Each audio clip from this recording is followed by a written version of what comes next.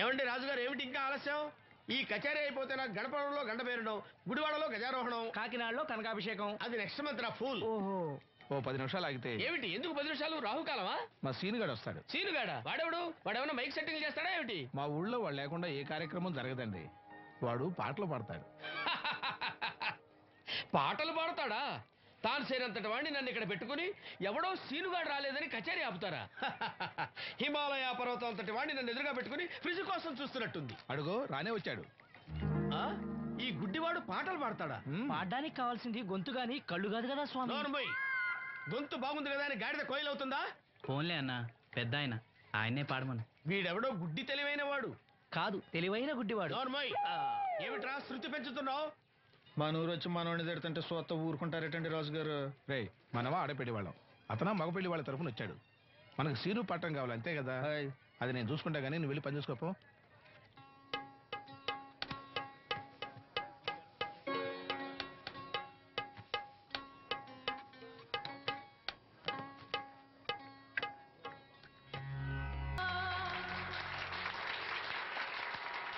పాడనా మదిని మురిపించు గీతం,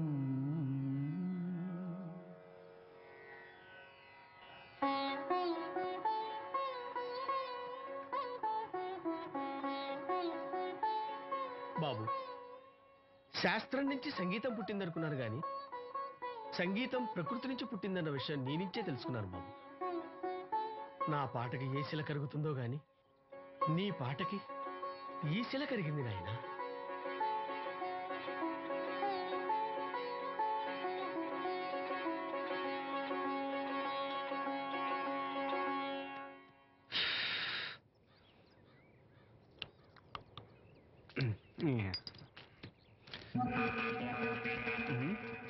ఎరా పెళ్ళి పాట పాడుతున్నావా? అవునన్య. రాజుగారు డబ్బులు ఇచ్చారా? అన్య అన్య వద్దన్య అన్య అన్య అన్య అన్య వద్దన్య అన్య ఈ ఆటకు చాలు. ఇంట్లో సరుకులు కొనాలన్య, డబ్బులు ఇచ్చి అన్య అన్య అన్య ఇంట్లో సరుకులు కొనాలన్య, నాన్నకి మందులు కొనాలన్య, పర్వాలేదన్య, డబ్బులు ఇచ్చి అన్య అన్య అన్య డబ్బులు ఇచ్చి అన్య.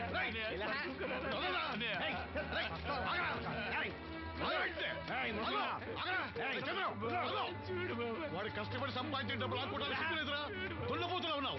కుటుంబాన్ని పోషించాల్సిన పోయి కళ్ళు లేని వాడు సొమ్ము లాక్కుంటావురా? ఈ నీతి కబుర్లన్నీ గుళ్ళో చెప్పు, లేదా అడ్డ మీద రాసి నీ హోటల్లో పెట్టుకో. అంతేగాని అడ్డం వచ్చి అడ్డంగా నరికేస్తా.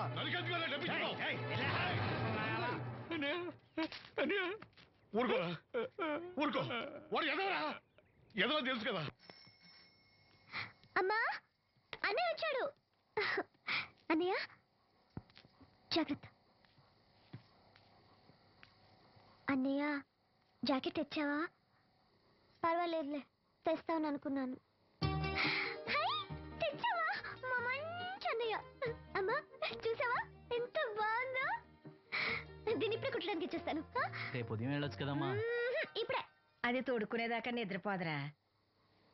సామాన్లు తెచ్చావా అయ్యా? ఇదిగో అమ్మా, డబ్బులు సరిపోలేదు, నాన్నగారికి తైలం మాత్రమే తీసుకొచ్చాను. ఈ డబ్బేంటి? కింద పడ్డానమ్మా. చూసుకుని నడవచ్చు కదరా. నేనా? ఒళ్ళంతా నొప్పులుగా ఉన్నాయి, కాసంత వేడి నీళ్ళు పెట్టమ్మా. అలాగే.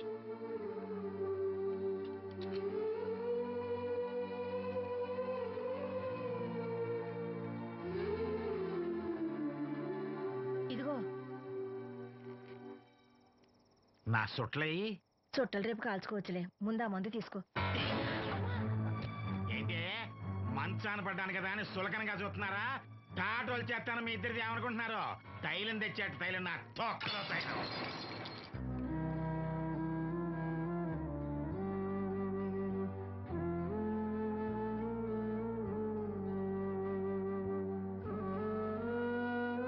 అయ్యో, పగలగొట్టేశారా? అవునురా, పగలగొట్టాను. అయితే ఏంటి, కొడతావా? కొట్టు, కొట్టరా. నడివిరిగి మంచాన పడ్డాను కదా, పెద్దానికి మీ దయాదాక్షిణ్యాల మీద ఆధారపడుతున్నాను కదా. అది కాదు నాన్న, అది అప్పు చేసి తెచ్చాను. ఏంటి అప్పు చేసి తెచ్చావా? అప్పు ఎందుకు చేయాల్సి వచ్చిందో చెప్పరా? ఏం జరిగింది? వీడు చెప్పలేదా? లేదే. గుండె బద్దలవుతున్నా వీడు నవ్వుతూనే ఉంటాడు. బాబాయ్ నువ్వు ఉండరా, తోడ పుట్టినోడంట, తాగుపోతేదవా. వీడు కష్టపడి సంపాదించిన డబ్బంతా గద్దలా వచ్చి తనుకుపోయాడు. పైగా పైగా దారిగా వచ్చి అందరి ముందు కొట్టాడు. చంద్రం అలా చేశాడా? బుద్ధులు ఎక్కడ పోతే, ఒకప్పుడు ఊరంతా గడగడలాడించిన ఈ రౌడీ దాని పెద్ద కొడుకు కదా. ఎవరికో కడుంబండి నడుము నిరగొట్టి మంచంలో పడుకోబెట్టారు. కానీ వాడిని అలా వదలరు. ఏదో రోజు జనంతా కలిసి పాతేస్తారు.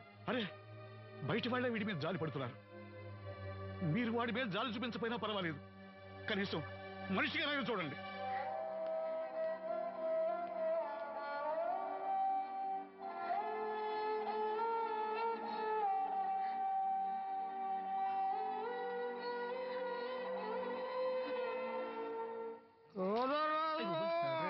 ఎక్కువైంది రైడ్కి. బాగా ఎక్కేసింది. ఆటనే కొట్టాను కదరా. కొట్టేవలేరా బాబు, కాకపోతే ఇంకోటి కొట్టి లోపు కొట్టాలి. పేకలో ముందు కొట్టినోడిగా డబ్బులు ఇస్తారు. ఊరికే తెగ ఫీల్ అయిపోతున్నావు. దాందేముంది, పేకల ముక్క పడితే కుక్క అయినా గెలిచుద్ది. అది నువ్వు మధ్యలో మీ ఫ్యామిలీ గురించి చెప్పకే. వెళ్ళి సొక్క చేప మొక్క అట్రా. ఉల్లిపాయలు నిమ్మ చెక్కలు వద్దే. మంచి పని అవి కూడా పంపించు. పంపిస్తాంరా. ఊరుకుంటే బిల్లు కట్టడం కూడా మర్చిపోతావు నువ్వు. అది ఎక్కడ మర్చిపోతాను బాబాయ్, అది మర్చిపోతావు కదా డైలీ తాగుతున్నాను. 3 ఏళ్ళ నుంచి తాగుతున్నావు, ఒక్కసారి బిల్లు కట్టావా? సిగ్గుందా నీకు? సిగ్గుంటే డైలీ నీ ఫేస్ ఎందుకు చూస్తాం? ఏయ్! వద్దు, సీరియస్ అవ్వద్దు. మా అత్తో డబ్బులు ఇవ్వగానే ఇచ్చేస్తానని చెప్పాను కదా బాబాయ్. మరి నాకేం ఇస్తావు నాకు? ఫీల్ అవ్వక అదే ఇస్తానులే. చాలే ఆపు. పెళ్లికి ముందు నుంచి చెబుతున్నావు కట్నం లాగానే ఇస్తానని. ఇంకా నేను నమ్ముకుంటే ఇదిగో ఇదే పాక ముందు శనక్కాయలు కొట్టుకోవాలి. ఇంకా చూడు, మర్యాదగా బిల్లు కట్టు, లేదా చేప ముక్క, కళ్ళు చుక్క, నిమ్మ చెక్క కాదు కదా, కనీసం ఉల్లి చుక్క కూడా ఇయ్యను. రేయ్ మల్లు, ఇవాళ నుంచి వీడికి మనకి సెల్లు. సీరియసా? ఎల్లే, నీకు నాకు జోకులేంటి? అప్పటికేటప్పుడు కాళ్ళు పట్టుకుంటారు, తిరిగి అడిగితే కాళ్ళు పట్టేసుకుంటారు. అదే నీ ఫీలింగ్. ఫోన్లే కాళ్ళు పట్టుకుని అడుగుతానులే. కళ్ళు పంపించా. ఎల్లే చేతవసంతా. నిన్ననే లాభం రా. మా అత్తగారిని మాంగారిని అనాలి. నా నోటికాడ కళ్ళు లాగేస్తారు వాళ్ళు. చెప్తాను.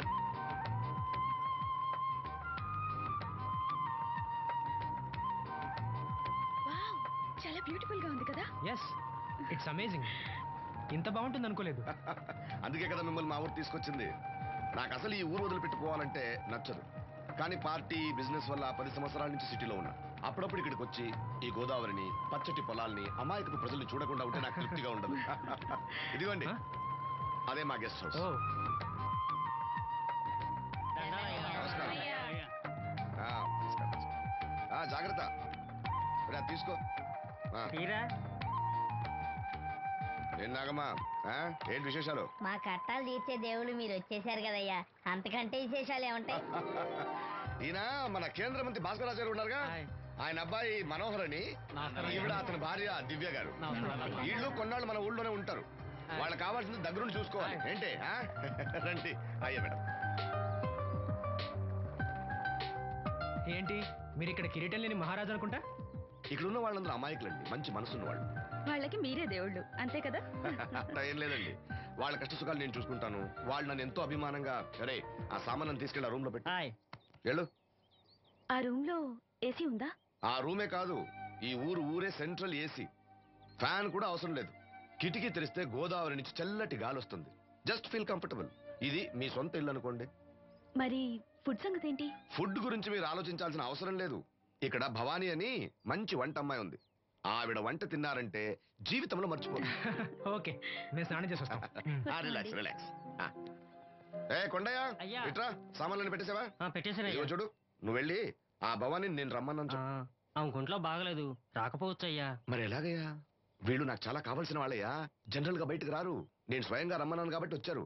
వీళ్ళకి ఎలాంటి ఇబ్బంది కలగకూడదు. నువ్వు వెళ్ళి నేను చెప్పానని చెప్పు. వెళ్ళు. అలాగేనయ్యా.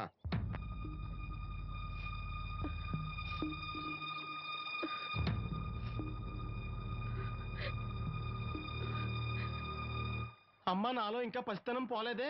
అప్పుడే నాకు పెళ్లి ఏంటి అన్నాను. పెళ్లి చేసుకుంటే పసితనం పోద్దురా అంది. పసితనం పోద్దు కదా అని చేసుకున్నాను.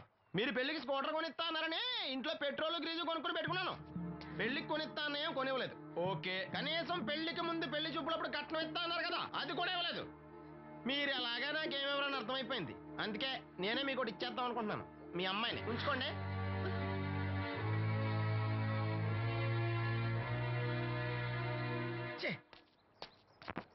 ఏం మాట్లాడరే?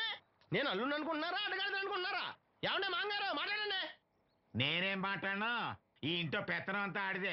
నేను ఇక్కడ కుక్కతో సమానం. మీ సమాన హక్కుల గురించి ఇక్కడ ఎవడో మాట్లాడుకోవట్లేదు. నా కట్టం డబ్బులు నాకు ఇప్పించమంటున్నాను. బావా డబ్బులుంటే ఇవ్వకుండా దాచుకుంటావా? ఎందుకు ఆడపిల్లని ఏడిపిస్తావు? అయ్యి బాబోయ్, నేను దాన్ని ఏడిపిస్తున్నానా? మీరే మమ్మల్ని ఏడిపిస్తున్నారు. మీరు నిజంగా దాని క్షేమం కోరేవాళ్ళే అయితే మా 25,000 ఎప్పుడో మా మొహాన్ని కొట్టేవాళ్ళు.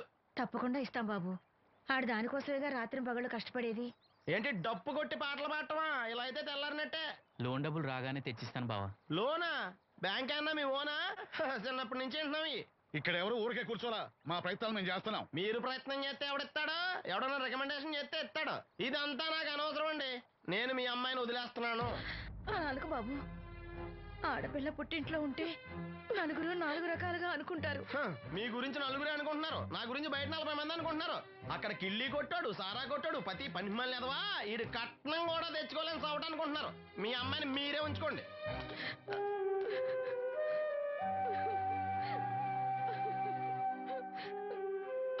ఈసారి మాట్లాడా రాదు.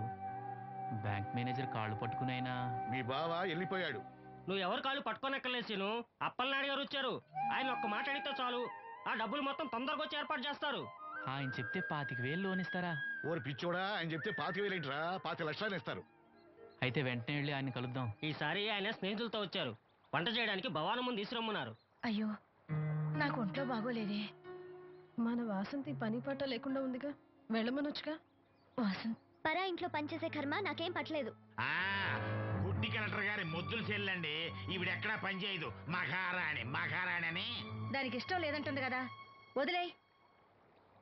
నేనే వెళ్తాను. పదమిస్త్రీ.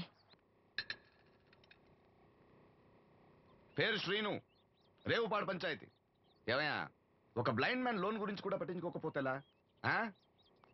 రూల్స్ పెద్ద రూల్స్ చూశానులే. ఈ రూల్స్ రెగ్యులేషన్స్ ప్రజలకు ఉపయోగపడాలి కానీ వాళ్ళని ఇబ్బంది పెట్టకూడదు. అవును, ఈ పెద్ద మనుషులు కోట్లు లోన్ ఇస్తారు, వాళ్ళు ఎగ్గొట్టినా పర్వాలేదు, కానీ పేదవాళ్ళకి మాత్రం ఇవ్వరు. ఇప్పుడేంటి, లోన్ సాయం చేస్తారా లేదా? లేదా చెప్పింది ఎక్స్ఎంఎల్ఏ కదా అని విని ఊరుకుంటారా? అది రేపే పంపిస్తున్నాను ఇద్దరిని. అయ్యా, అవ్వాలి పని అంతే. Thank you. రాజన్న, తన లోన్ శాంక్షన్ అయింది. రేపు బ్యాంక్ వెళ్ళి డబ్బు కలెక్ట్ చేసుకోండి. మీరు మాకు చాలా సాయం చేశారయ్యా. చచ్చా, ఇందులో నేను చేసింది ఏముంది? అసలు ఆ లోన్ ఆపడానికి ఆడేవుడు? రూల్స్ ప్రకారం ఆ డబ్బు రావాల్సింది నీకే. ఏదో మాట సాయం చేశానంతే. ఆ మాట సాయం కూడా ఈ రోజుల్లో ఎవరు చేస్తారయ్యా? మీ వల్ల వీడి అక్క కాపురం బాగుపడింది. నమస్తే మేడం. నన్నెలా గుర్తుపట్టావు? మీరు వేసుకున్న సెంటు వాసన పీల్చి. ఇతని పేరు శ్రీను.